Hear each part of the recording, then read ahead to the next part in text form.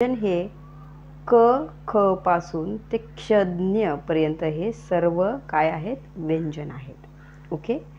हे व्यंजन नेमकं काय, तर ज्या वर्णांचा उच्चार करताना स्वरांच्या सहाय्यावाचून पूर्ण होत नाही त्यांना व्यंजन असे म्हणतात.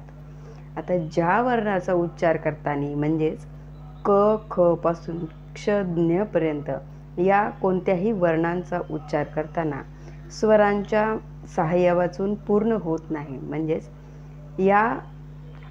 या वर्णांचा उच्चार करत असताना त्यामध्ये स्वरांचा उच्चार असणे आवश्यक आहे. म्हणजेच स्वरांचे सहाय्य, स्वरांची मदत घेतली जाते आणि त्यांच्या स्वरांच्या मदतीशिवाय या व्यंजनांचा उच्चार पूर्ण होत नाही, म्हणून त्यांना व्यंजन असे म्हणतात.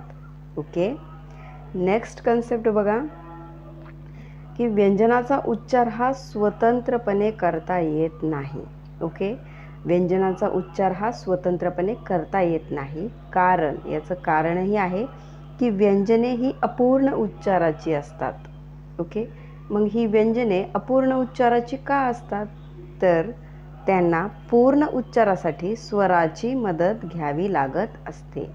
म्हणजेच हे काय आहे, आपण व्यंजनाच्या विविध संकल्पना पाहत आहोत, कारण या विविध संकल्पना परीक्षेमध्ये वैशिष्ट्य म्हणून विचारले जातात आणि योग्य अयोग्य कोणता आहे त्यामध्ये विचारलं जातं.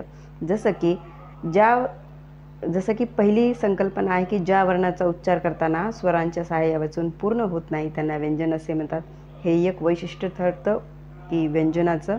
दुसरं वैशिष्ट्य ठरतं की व्यंजनांचा उच्चार हा स्वतंत्रपणे करता येत नाही. ओके. हे एक वैशिष्ट्य ठरतं. आणि दुसरं त्याचं कारणही एक वैशिष्ट्य ठरतं की व्यंजने ही अपूर्ण उच्चाराची असतात. ओके. आणि नेक्स्ट आहे की पूर्ण उच्चारासाठी त्यांना स्वरांची मदत घ्यावी लागते.